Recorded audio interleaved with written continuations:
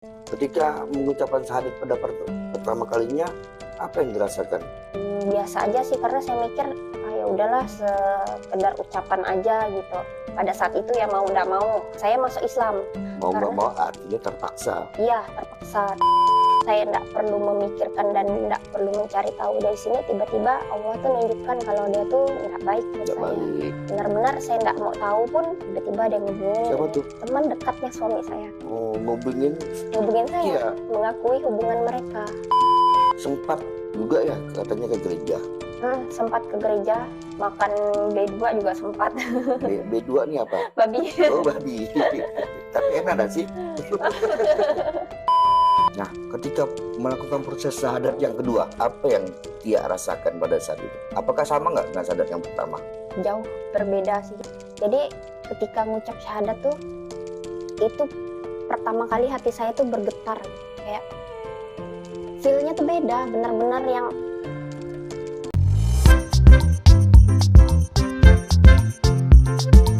Assalamualaikum warahmatullahi wabarakatuh. Ketemu lagi di channel Adama Entertainment, channelnya tentang video Islam dan juga kisah mu'alaf. Sebelum mulai, jangan lupa untuk like dan juga subscribe ya. Tanpa panjang lebar, ayo kita saksikan. asal saya dari Sanggau, kota Sanggau, kecamatan Kapuas. Di kotanya ya? Oh, berarti berapa jam loh perjalanan dari Sanggau ke kota Pontianak? 4 jam sampai 5 jam lah. 4 jam sampai 5 jam. Bisa nggak diceritakan bagaimana awal mulanya Cynthia ini mengenal agama Islam? Pertama kali penasaran tentang agama Islam itu waktu SMA, zaman-zaman SMA. Saya tuh sebenarnya sekolahnya dari SMP sama SMA tuh di Yayasan Katolik. Tapi saya tuh banyak berteman dengan yang dari sekolah negeri. Jadi banyak memang teman saya tuh banyak juga yang Muslim. Muslim. Karena tinggal di kota Sanggaunya kan? Iya. Udah banyak berbaur kan kalau di kota ya. Kalau di kota tuh, kota Sanggau tuh kebanyakan mayoritas Melayu sih. Kalau Cynthia apa nih? Melayu atau? Saya Dayak. Oh, Dayak. Asli Dayak? Asli, bapak mama Dayak. Oh. Bapak itu dari Ahe, mama Sanggau. Berarti bisa bahasa Dayak? Kalau Ahe udah ini aksennya udah nggak ada sih, tapi Udah ngerti. Ya, dia masih ada nih kalau ngomong nih. Itu aksen apa? Aksen Sanggau atau aksen? Ahe. Ahe Dari ya? Ahe. Dari Ahe gitu. Aksennya udah mulai berkurang ya. Udah nggak dapat sih kayaknya, aneh rasanya kalau saya ngomong Ahe. Oke, Sin. Ya, panggilnya Tia atau Sin nih? Tia sih biasanya. Ya, tadi katanya mulai mengenal Islam pada masa-masa SMA. SMA ya. Jadi mulai nyari tahu waktu itu apa sih bedanya Islam dengan Katolik nih, apa sih, katanya sama-sama percaya Nabi Isa atau Yesus gitu. Cari bedanya di mana gitu. Masa-masa SMA. Masa-masa SMA penasaran. Kok penasaran? Penasaran aja gitu. Karena apa sih waktu itu ya, kalau dari keluarga saya ya memandang Islam itu banyaknya tuh kayak kurang baik lah ya. Negatif lah ya. Negatif gitu. Katanya ajaran Nabi Muhammad tuh nggak bagus. Kan sering lihat tuh di TV-TV wafat Isa Al-Masih, kelahiran Isa Al-Masih. Iya. Sedangkan di Muslim kan percaya Isa Al-Masih juga gitu kan. Jadi bedanya apa sih yang buat kedua agama nih mempunyai pandangan yang berbeda gitu. Selain dari Katolik nggak percaya Nabi Muhammad, Di Katolik mempercayai Nabi Isa sebagai Tuhan, tapi tidak mempercayai Nabi Muhammad. ya tidak mengakui. Sedangkan Nabi di dalam Islam mengakui bahwa Nabi Muhammad adalah utusan terakhir kan, tapi juga mengakui Nabi Isa sebagai utusan Allah gitu. Kenapa ketika SMA ini Lisa mulai agak kepo nih sama Islam? Apakah ada sebabnya nih? Karena punya teman yang agamanya Muslim ini tadi. Gitu. Jadi penasaran. Karena kan keluarga tadi bilang Islam ini kurang nggak baik ya gitu. Tapi teman-teman saya baik-baik ya kok gitu. Oh gitu. Itu yang buat Tia penasaran ya. Terus setelah SMA, apa yang terjadi nih setelah itu? Setelah SMA, saya lanjut kuliah kan di Pontianak. Ketika kuliah, beberapa tahun setelah kuliah, masih pergaulan saya pun masih enggak sama yang sesama Katolik aja gitu. Jadi banyak juga teman-teman yang Muslim. Makin lebih banyak teman yang Muslim. Iya. Kalau boleh tahu fakultas apa kuliahnya? Di FKIP dulu. FKIP ya, oh berarti cita-cita jadi guru. Cita-cita jadi guru. Sebelumnya pernah sering ke Pontianak? Enggak sih. Berarti waktu kuliah pertama kali Cynthia menginjakkan kakinya? Enggak, pertama kali juga. Saya tuh dulu pernah tinggal di Pontianak Oh, pernah kecil, tinggal. waktu kelas 1 SD sebelum sekolah. Habis itu ke Pontianak ya cuman kayak beberapa hari aja gitu sama keluarga. Ini pertama kalinya saya sendiri. Beda ya suasana pergaulan di Kota Sanggau, di kabupaten, ketika masuk ke Kota Pontianak kan agak lebih ramai, pergaulannya lebih luas kan. Iya. Itu kaget gak tuh ketika pertama kali kuliah tuh? Pada saat itu sih saya enggak bilang itu kaget ya, tapi kalau saya mikir saya dulu bisa dibilang saya tuh ya kayak kaget sama pergaulan. Dari yang Sanggau sama Pontianak beda jauh ya. Terus setelah itu apa yang terjadi? Setelah kuliah, beberapa tahun setelah kuliah, saya tuh dekat nih sama yang muslim. Terus kita menikah, dan menikahnya waktu itu pertamanya ada nikah adat. Orang tua saya maunya cuma nikah adat, nggak mau nikah Secara resmi. Secara resmi, maupun Katolik ataupun Islam. Tapi karena saya waktu itu tinggalnya ngikut mantan suami saya waktu itu, dan sempat tinggal di rumah mertua juga. Jadi mertua saya tuh maunya harus akad. Jadi akhirnya mau nggak mau saya masuk Islam. Pada saat itu ya mau nggak mau. Mau nggak mau artinya terpaksa. Iya, terpaksa masuk Islam. Itu saya ngucap syahadat pertama kalinya. Ketika mengucapkan syahadat pada pertama kalinya, apa yang dirasakan? Biasa aja sih, karena saya mikir ya udahlah sekedar ucapan aja gitu. Pada saat itu pun iman saya tuh ke Katolik juga ya memang jarang ke gereja, enggak juga gitu, bukan seseorang yang taat dengan agama. Islam juga saya belum yakin berarti, pada saat itu. Berarti syahadatnya hanya formalitas saja karena tadi itu yang menikah ya. Iya. Pada suami pertama nikahnya resmi berarti ya? Enggak sempat diurus. Oh, enggak sempat diurus. Berarti anak-anak sekarang akte kelahirannya? Nama saya sendiri. Jadi waktu itu kalau masalah itu ya memang dari mantan suaminya tuh nunda-nunda terus. Kayak memang enggak mau ngurus. Karena mungkin dia memang juga enggak mau punya hubungan yang lama. Mohon maaf ya, mantan suaminya orang mana? Orang Pontianak? Orang Pontianak. Bikin malu budak Pontianak tuh bahasanya kalau orang Melayu Pontianak bilang ya. Jadi efek dari tidak diurus pernikahan secara resmi ya, berdampak kepada anak ya. Anak ini akte kelahirannya atas nama Cynthia gitu kan. Ketika sekolah nggak ada masalah? Nggak masalah sih. Nggak masalah, masalah akte ini ya. Gitu ya. Beberapa mualaf yang pernah saya temui dan saya fasilitasi ada kendala ketika ingin mendaftarkan anak sekolah. Karena tadi tuh nggak ada akte, nggak ada apa, karena nikahnya nikah siri, tidak tercatat resmi secara negara gitu ya.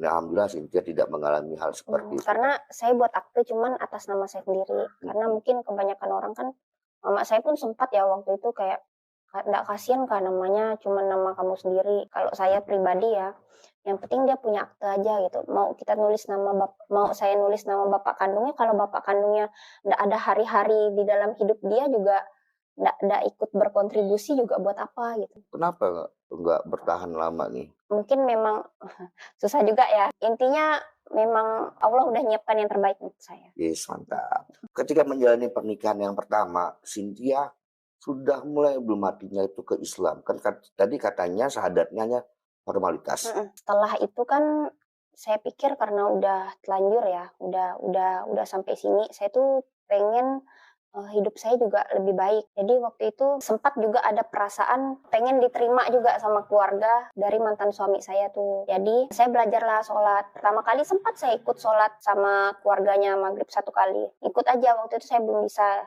katanya ikut ya untuk belajar gerakan. Jadi kan keluarga itu tuh kayak kurang menerima saya ya. Jadi saya pikir waktu tuh saya tuh pengen diterima nih. Jadi saya belajar sholat, belajar Al-Fatihah. Jadi saya tuh juga pengen kayak mantan suami saya tuh tahu kalau saya ini ada niat gitu. Oh iya, mantan suami saya tuh juga sempat ngomong kan kalau memang saya tuh pernah minta ajarkan waktu itu Al-Fatihah. Itu sempat ngomong kalau memang dari hati pengen masuk Islam ya belajar sendiri lah. Jadi itulah saya tuh pengen diterima. Jadi saya belajar sholat sendiri pakai HP. Saya waktu itu cuman maghrib aja sih. Belajar sholat tiap maghrib. Habis itu maghrib ke Isya. Tapi hati sudah mulai condong ke Islam? Belum. Berusaha meyakinkan diri. Berarti suami pertama Tia kemarin itu gimana nih pengetahuan agamanya? Sampai kok Cynthia ini nggak dibimbing nih. Kan kalau saya lihat ya, Cynthia ini udah cantik, dapat istri ini kok nggak dibimbing gitu. Sangat sayang lah ya gitu ya, sangat disayangkan. Kok kita dapat pasangan dipertemukan sama Allah, apa gini mualaf, nggak kita bimbing, menyanyiakan istri seperti Cynthia gitu. Nah ini kan tapi alhamdulillah kan endingnya ini kan Allah memberikan jalan terbaik. Tapi sebelum kita ke endingnya, saya akan tanya nih, ketika menjalani proses rumah tangga, artinya kan Cynthia tidak dibimbing, betul nggak sama mantan suami? Dan akhirnya apa yang terjadi setelah itu? Waktu itu kan saya beberapa bulan kan tinggal di Pontianak, hampir setahun tinggal di Pontianak ikut suami. Kemudian kan saya hamil anak kedua, kemudian saya balik ke rumah orang tua saya. Di Sanggau? Ya. Mantan suami saya tuh dibilang nggak taat agama tuh, dia sholat 5 waktu. Kok sholat juga? Sholat dia 5 waktu, cuman kalau menurut saya ya, dia sholat aja gitu. Karena sholat kan kewajiban, tapi implementasi dalam sehari-hari dia tuh dengan rumah tangga dia juga agamanya tuh memang kurang. Jadi waktu itu saya balik ke Sanggau karena mau melahirkan. Jadi mertua saya pun nggak mau terima saya melahirkan di Pontianak. Jadi dia bilang, baliklah tempat mama lebih enak, dia bilang. Akhirnya saya balik tempat mama melahirkan. Saya balik ke Sanggau itu kan saya hamil sekitar 5 atau 6 bulan gitu ya. Jadi sampai saya melahirkan, dia kan di sini sendiri sama orang tuanya kan, udah semua orang tuanya. Dari situlah mulai mungkin karena dia merasa makin bebas. Dari sebelum saya balik ke Sanggau tuh saya tuh memang sering berdoa sama Allah. Saya minta Allah yang ini atau Allah yang baru atau Allah yang lama? Karena saya kan sholat ya. Ya berarti yang baru ya? Iya, walaupun waktu itu saya dalam proses meyakinkan diri saya tuh sempat ngerasa yang benar-benar sholat tuh khusyuk sekali. Benar-benar berbicara sama Allah gitu. Jadi waktu itu saya tuh sempat minta. Karena saya ngerasa memang rumah tangga saya tuh kayak aku, kau gitu. Jadi berapa sih umur kalian nih? Waktu itu saya 22, dia 26, 7 gitu. Oh, berarti dia lebih dewasa seharusnya kan? Seharusnya dia bisa membimbing. Oke, setelah itu lanjut. Setelah itu saya minta sama Allah, saya pengen suami saya ini bisa membimbing saya. Pengen suami yang bisa membimbing saya, membimbing anak-anak saya. Membawa saya tuh makin dekat sama Allah. Karena saya ngerasa saya ini dibawa masuk tapi terombang-ambing. Saya nggak tahu, nggak punya orang untuk diskusi masalah tentang keimanan saya. Saya nggak punya siapa-siapa. Orang yang saya punya tuh nggak peduli gitu kan. Saya minta sama Allah. Sampailah saya pulang tadi kan. Saya pulang ke Sanggau melahirkan. Ketika saya pulang tuh awalnya saya nggak mau memikirkan ya ada di sini. Karena memang dari riwayat awal kami menikah tuh memang orangnya saya tuh tahu Allah tuh udah ngasih petunjuk dia tuh nggak baik buat saya dari awal, dari saya hamil anak pertama. Berarti dulu bucin? Dibilang bucin, enggak juga bucin. Enggak juga ya? Enggak mau mengakui sih kali ya. Sampai tadi saya pulang melahirkan itu saya udah nggak mau mikirkan dia kan, tapi ternyata saya nggak perlu memikirkan dan nggak perlu mencari tahu dari sini, tiba-tiba Allah tuh nunjukkan kalau dia tuh nggak baik buat saya. Benar-benar saya nggak mau tahu pun tiba-tiba dia ngubungin. Siapa tuh? Teman dekatnya suami saya. Oh, ngubungin saya? Iya. Mengakui hubungan mereka. Oh, pelakor nih ya. Teman dekatnya dia, teman Tia juga. Enggak. Bukan, tadi menghubungi bahwa si cewek ini kan menelpon Tia yang barusan melahirkan. Ya, baru habis melahirkan. Ngomongin dan mengatakan bahwa dia punya hubungan sama suami Tia. Ya. Kaget. Itu saya ngerasa doa saya terjawab sih. Saya punya alasan gitu untuk pisah. Artinya ketika dapat informasi tersebut tidak marah, tidak apa gitu ya? Marah sih ya. Marah saya tuh karena saya kurang dinafkahi. Saya melahirkan dia tuh cuma ngasih berapa ya gitu. Sisanya tuh mama saya. Dia ini udah kerja belum sih? Udah kerja. Tapi dia nggak dinafkahi. Dinafkahi ya. Cuman nggak cukup. Jauh dari kebutuhan. Saya itu cuma dikasih sekitar 200-300 saja sebulan, 300-400 per bulan. Dengan kondisi sudah ada anak dari satu anak ke 2 anak ya segitu. Cuma 400.000 per bulan. Nah ya yang buat saya marah waktu itu tuh karena dia bisa pacaran tapi buat tanggung jawab ke anak-anaknya tuh nggak ada. Nggak ada. Akhirnya ke Sanggau dan dapat informasi ya dari selingkuhannya, bahkan menelpon dan mengakui hubungannya sama suami Tia ya. Setelah dapat informasi nih, Tia ditelepon sama selingkuhannya mantan suami. Apa yang terjadi selanjutnya? akhirnya kita memutuskan untuk berpisah. Setelah itu kan saya balik, memang udah balik sih ya tadi ke rumah orang tua. Akhirnya barang-barang saya dikirim ke rumah orang tua saya. Saya udah nggak tinggal di Pontianak. Saya tinggal sama orang tua saya tadi. Jadi kayak mau nggak mau saya ngikut. Pasrah.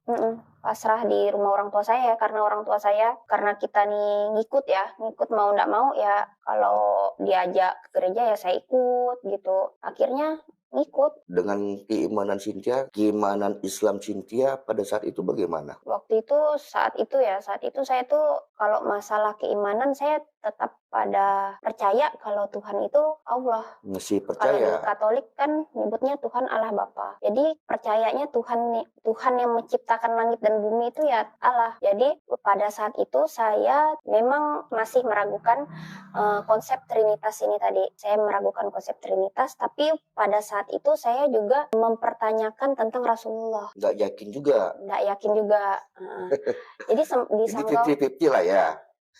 selama di Sanggau juga saya tuh sempat ngerasa rindu pengen sholat. Dan selama di Sanggau tuh sempat juga mukena saya ketahuan sama mama saya. Pada saat saya masuk Islam yang pertama kan orang tua saya nggak tahu. Oh, nggak Itu tahu. nggak tahu. Ya nggak tahu karena itu keputusan dari keluarga pihak mantan suami saya. Jadi Dan masa saya adatnya diam-diam pada saat itu Iya, ya? diam-diam. Jadi waktu saya pulang kan ada mukena saya tuh dalam lemari, sempat ketahuan sama mama. Marah nggak? Dia nggak ngomong apa-apa, cuman itu tuh udah dibuang. Oh, Saya buka lemari udah nggak ada. padahal masih rindu mau sholat. Rindu, saya pengen sekali mau sholat tapi nggak tahu mau sholat di mana. Waktu itu pengen sholat di masjid tapi nggak ngerti karena yang saya lakukan sebelumnya sholat tuh di rumah pakai HP. Akhirnya ketahuan sama mama, mukenanya dibuang, tapi nggak hanya dijamin aja ya. Diam aja, nggak ngomong apa-apa karena saya dan orang tua saya ini memang agak kurang komunikasi sih ya. Agak kurang begitu akrab ya. Ya seperti itu kan. Iya. Sempat juga ya katanya ke gereja. Sempat ke gereja, makan B2 juga sempat. B2 nih apa? Babi. Oh, babi. Tapi enak gak sih? Ketika melakukan ritual keyakinan yang lama, yaitu Katolik. Perasaan Cynthia pada saat itu bagaimana? Lebih condong kemana pada saat itu? Ngambang sih ya, kayak terombang-ambing sih ya perasaan saya waktu itu tuh, kayak saya ini meragukan juga gitu Trinitas ini apakah benar gitu. Tapi saya percaya Nabi Isa. Saya percaya Nabi Isa tuh yang akan turun kembali pada akhir zaman. Ya, menjalankan ritual di keagamaan yang lama yaitu Katolik, tapi hati ini masih meragukan ya.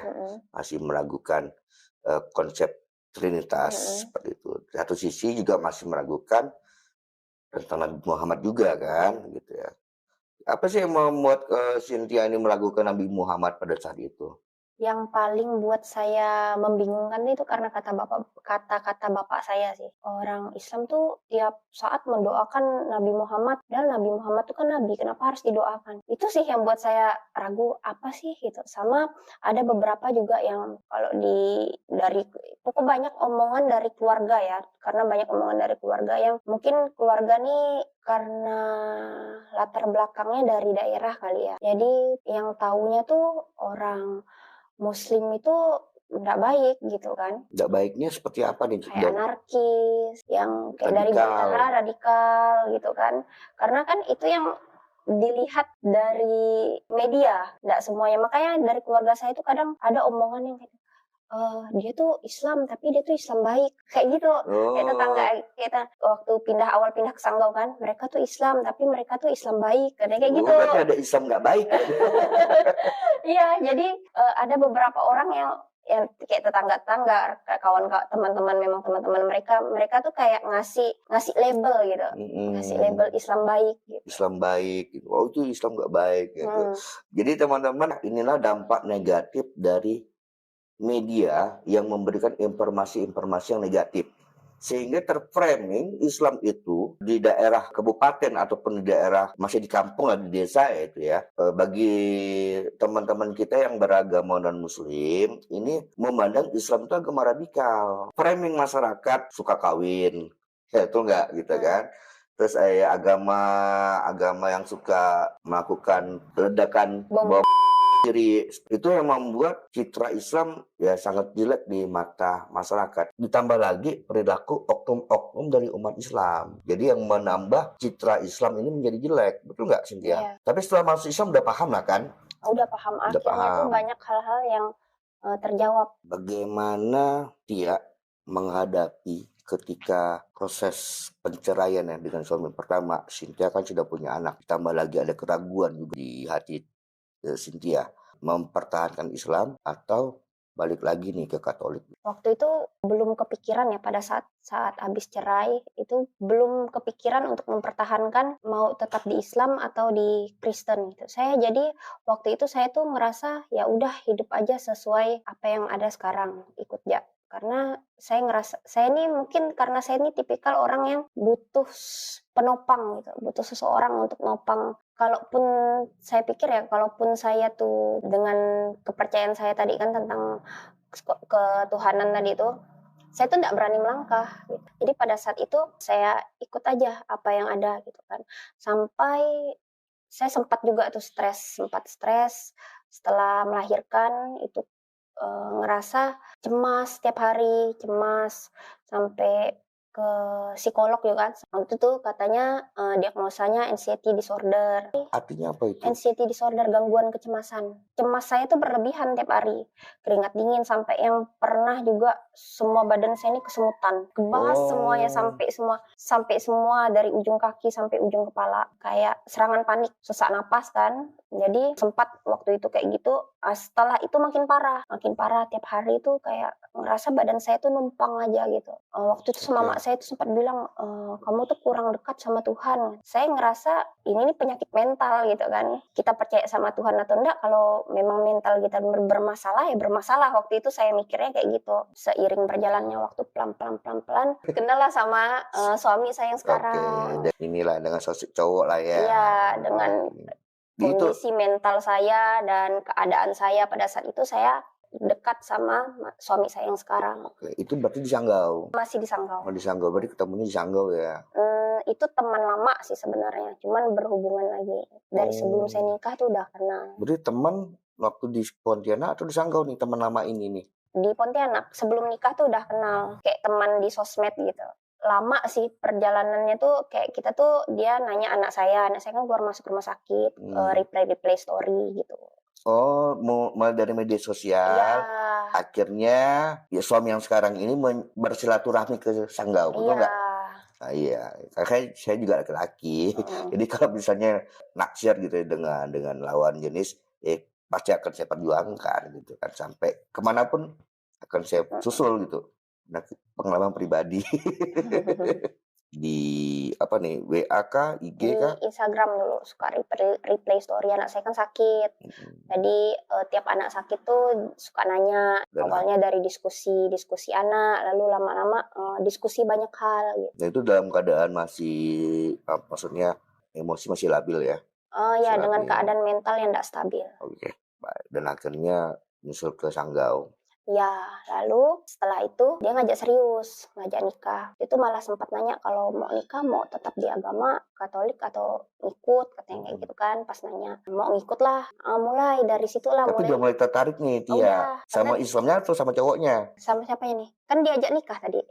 Kan Islamnya dari perjalanan saya itu memang ada keraguan kan, sampai itulah tadi itu mulai lagi saya cari tahu lagi tentang Islam. Itu mulai terbukalah jalan buat diskusi lagi tentang Islam dari ajakan nikah suami saya. Oh, berarti diajak nikah dulu, baru dia diberikan pandangan tentang Islam. Iya. Ketika beliau ngajak nikah, kaget nggak? Kaget sih. Setelah itulah perjalanan saya kan sampai saya nikah. Banyak diskusi kan sama suami, dari yang kata-kata bapak saya tentang orang Islam itu mendoakan Nabi Muhammad tiap sholat. Okay. Saya nanya sama suami saya, kenapa kita mendoakan Nabi Muhammad sholawat itu kan? Yeah. Suami saya jawab kayak gini, tahu nggak konsep kalau kita mendoakan seseorang dan doa itu akan balik? Gitu juga ketika kita sholawat untuk Rasulullah. Setiap kita mendoakan, melakukan sholawat, itu semua doanya tuh akan berbalik ke kita. Dari situlah saya tuh mulai, oh iya ya, kenapa sih dulu tuh saya tuh nggak punya pikiran yang kayak gini. Nah, jadi dari situlah pikiran saya tuh banyak terbuka. Memang dari diskusi dengan suami saya. Allah memberikan janji, memberikan pahala dan memberikan rahmat bagi orang-orang yang bersalawat kepada Nabi Muhammad. Makanya orang-orang lebih banyak melakukan salawat setelah bertemu dengan suami. diberikan pandangan tentang Islam. Selanjutnya apa yang terjadi nih? Kalian menikah atau masuk Islam dulu atau bagaimana? Masuk Islam dulu. Karena ngerasa saya udah balik ke gereja, jadi suami saya pada saat itu nanya sama beberapa orang yang lebih paham kan, sebaiknya ngucap syahadat lagi. Jadi waktu itu sama suami yang bimbing ngucap syahadat lagi. Orang tua tahu nggak tuh? Tahu. Nggak marah ketika Cynthia mau balik lagi ke Islam? Waktu itu nggak ngomong sih ya balik Islam. Cuman mama tuh taunya saya tuh dekat sama yang Muslim. Mama nggak marah? Enggak, karena ngerasa mungkin ya udahlah gitu ya, karena udah ini kan mungkin dia ngelihat anaknya juga udah lebih dewasa ya, mungkin udah lebih pasrah lah ya mungkin. Nah, ketika melakukan proses syahadat yang kedua, apa yang Tia rasakan pada saat itu? Apakah sama nggak dengan syahadat yang pertama? Jauh berbeda sih. Ini kayak karena saya ngerasa ini pilihan saya. Benar-benar saya tuh memilih, ini hidup yang saya pilih gitu. Jadi ketika ngucap syahadat tuh, itu pertama kali hati saya tuh bergetar gitu. Kayak feel-nya tuh beda, benar-benar yang inilah benar-benar pilihan saya. Beda sekali dengan yang syahadat yang pertama ya? Iya, karena yang pertama tuh memang ya flat aja gitu rasanya. Ini nih yang benar-benar terasa dari dalam hati. Kepala terasa dingin kah atau gimana? Hati saya sih terasa bergetar gitu. Buter hebat ya? Bergetar gitu, benar-benar mendapat suasana yang berbeda ya. Dan itu kita yang Islam dari lahir itu nggak merasakan momen seperti itu karena kita Islam dari kecil ya. Karena kameramen kita juga kan mualaf nih, dia juga punya perasaan yang sama pada saat dia syahadat. Terus orang tua apakah tahu nih ke Cynthia masuk Islam lagi, menikah lagi, itu orang tua dikasih tahu nggak sih? Kasih tahu. Akhirnya kan pertama dari awal tuh memang mama tuh udah nanya kan, masih makan babi nggak sih? Gitu. Kalau masih makan babi ambillah. Tapi nggak saya ambil. Gitu. Karena saya ini bukan yang tipikal sama orang tua saya ini bukan yang ngomong mak aku ini nggak kayak gitu. Jadi segala sesuatu tuh kayaknya kebanyakan tuh kayak ya tiba-tiba tahu ya dan tahu ya udah gitu. Setelah menikah dan akhirnya pindah Pontianak ya. Bagaimana cara suami Cynthia ini membimbing Cynthia? Dari diskusi tadi tuh banyak bahas, hampir tiap hari kita tuh ada apa aja gitu kan, misalnya nemu reels atau apa gitu tentang ceramah kita bahas sama-sama gitu. Suami ajarkan huruf hijaiyah juga sama support buat belajar ngaji, belajar sholat. Kalau sholat sama-sama, tapi kebanyakan saya ngerasa karena saya ini udah berumur juga ya, jadi susah menghafal. Jadi saya tuh lebih senang kebanyakan sholat ketika suami saya tuh nggak ada. Jadi kayak ngerasa ketika saya nggak sholat sama suami saya tuh saya mudah menghafal. Banyak sholat sama suami awal-awal tuh saya nggak hafal-hafal. Awalnya malah pakai YouTube. Saya ngerasa metode YouTube nih karena kita juga dengar itu tuh jadi lama hafalnya. Jadi ketika pakai aplikasi membaca itu cepat. Artinya beruntung ya dapat suami yang sekarang. Alhamdulillah. Berarti Allah memberikan petunjuk pasangan yang ini tidak tepat ya. Tapi Allah ganti dengan mendatangkan yang jauh lebih baik. Jodoh yang lebih baik gitu ya. Cynthia dengan keinginan Islam pada saat ini udah benar-benar kuat berarti ya. Alhamdulillah. Masih banyak sih sebenarnya yang belum saya tahu juga gitu kan. Tapi alhamdulillah yang saya tahu sekarang tuh udah cukup meyakinkan hati saya yang dulu sempat ragu. Yang kayak itu tadi kan yang paling saya membuat saya bingung tadi itu kenapa kita mendoakan. Karena itu bapak saya tuh sering sekali ngomong kayak gitu. Kenapa sih kita mendoakan katanya kayak gitu kan, di Katolik tuh kita yang berdoa sama Yesus. Tapi itu ada juga tuh berdoa sama Yesus. Itu saya juga ngomong sama suami saya kan. Terus suami saya bilang katanya, kenapa kita mesti berdoa melalui perantara kalau kita bisa berdoa langsung sama Allah? Seberapa rindunya Cynthia dengan Nabi Muhammad? Susah ya dideskripsikan. Sudah level merindukan belum sih ke Nabi Muhammad? Rindu sih, rindu. Rindunya tuh kayak merindukan seseorang yang bahkan belum pernah kita ketemui. Kayak kita merindukan Allah tapi levelnya beda ya. Ya, berarti sampai level ke situ ya Cynthia ya. Artinya udah cinta kepada Rasulullah dan juga cinta juga kepada Allah gitu ya, dengan apa yang dilakukan oleh suami Cynthia yang sekarang benar-benar bertanggung jawab dan imam yang bisa membimbing Cynthia ke surga. Ada pertanyaan terakhir nih Cynthia, seberapa rindunya Cynthia pergi ke sini nih? Itu juga tadi tuh ngerasa sangat-sangat merindukan sesuatu tempat yang belum pernah saya kunjungi. Bahkan saya sama suami itu sebenarnya punya cita-cita kami berdua menghabiskan masa tua di Madinah. Masya Allah, semoga Amin ya terkabul Allah. ya, semoga terwujud gitu ya. Pengen juga ke sana gitu ya.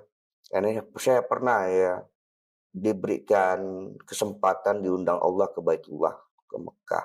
Saya tolak. Ada teman yang mau ngasih hadiah, Bang Ilham mau berangkat gak gitu ya. Ini ada beberapa kursi nih. Pada saat itu karena merasa mental belum siap, akhirnya saya tolak gitu. Dan saya sekarang menyesal mengapa saya tolak gitu. Allah ngundang kita gitu kan. Tapi kita tolak gitu. Nah, semoga Cynthia, suami dan keluarga diundang oleh Allah dengan cara-cara terbaiknya Allah. Amin ya Allah. Seperti itu.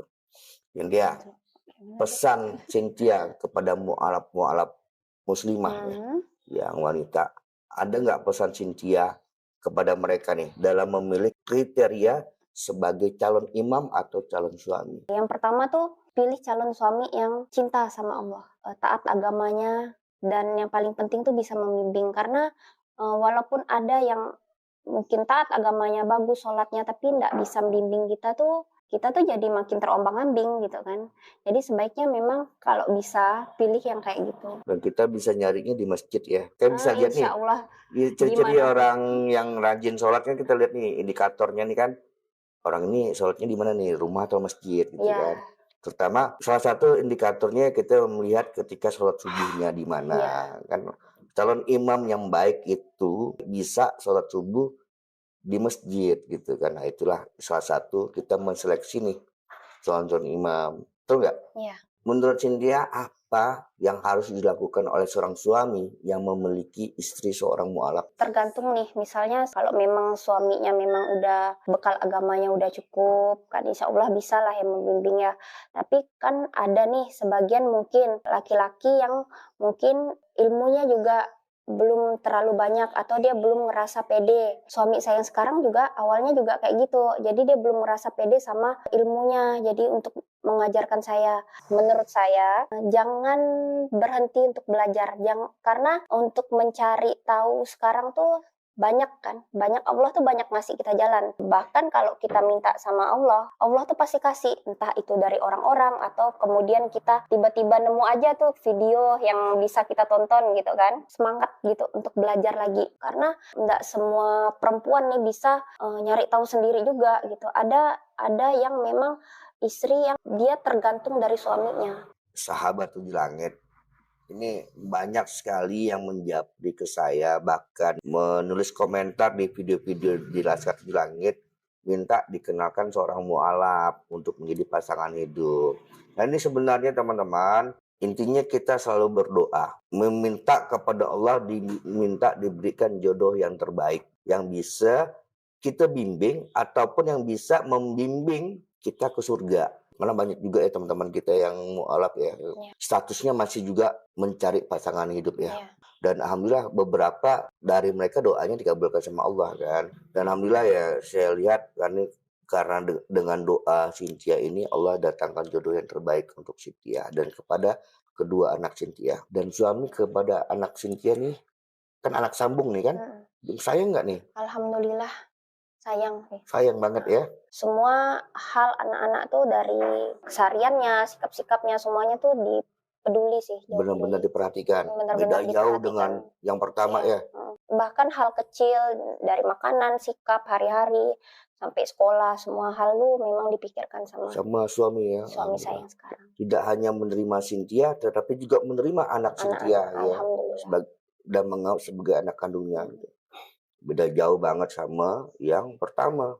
Ini mau emaknya, mau ibunya, tapi anak kandungnya sendiri aja nggak dipedulikan kan. Sangat penting kita memilih pasangan hidup kita. Terutama indikatornya itu bisa dilihat dari agamanya. Kenapa Islam Rasulullah mengajarkan memilih pasangan hidup dilihatlah dari agamanya. Semoga apa yang diceritakan Cynthia ini bisa jadi motivasi dan inspirasi bagi kita semua. Nah, sepertilah kisahnya, bagaimana kan kisahnya ini sangat menginspirasi kita bahwa kita itu sebagai umat muslim, dengan adanya video ini kita itu menjadi terinspirasi bahwa kita itu bisa lebih baik lagi. Dan dengan video ini juga mungkin kalian juga yang mungkin non muslim ya, yang menyaksikan ini, kalian juga mungkin ada gambaran seperti apa bahwa agama Kristen itu tidak selalu misalnya benar ya, karena banyak juga kontradiksi di sini bahwa agama Kristen, agama non Islam misalnya gitu ya, jika orang-orang mereka itu mualaf itu karena apa, kebanyakan itu mereka itu tahu bahwa Islam itu adalah agama yang benar, agama yang lebih masuk akal daripada agama-agama lainnya. Dari mana kita itu bisa tahu hal itu ya, karena kita mempelajari Al-Quran dan mempelajari agama Islam gitu. Kita itu harus terpikir terbuka. Indonesia itu emang toleransi ya, tapi ketika kita dihadapkan dengan sesuatu agama gitu ya, kita harus mengkaji misalnya agama Kristen seperti ini, agama Hindu seperti ini, agama Islam juga seperti ini, dan berbeda-beda ya, karena di Indonesia itu banyak banyak sekali agama ya, tapi kebanyakan di channel ini adalah tentang agama dari non muslim ke muslim, dikarenakan agama Islam adalah agama yang paling sempurna di dunia ini. Sampai akhir zaman pun Al-Quran itu berkata bahwa Allah itu akan menjaga Al-Quran sampai hari akhir. Nah, seperti itulah bagaimana kisahnya ya. Dan jika kalian suka, jangan lupa untuk like, comment, dan subscribe ya. Dan nantikan video saya selanjutnya. Wassalamualaikum warahmatullahi wabarakatuh.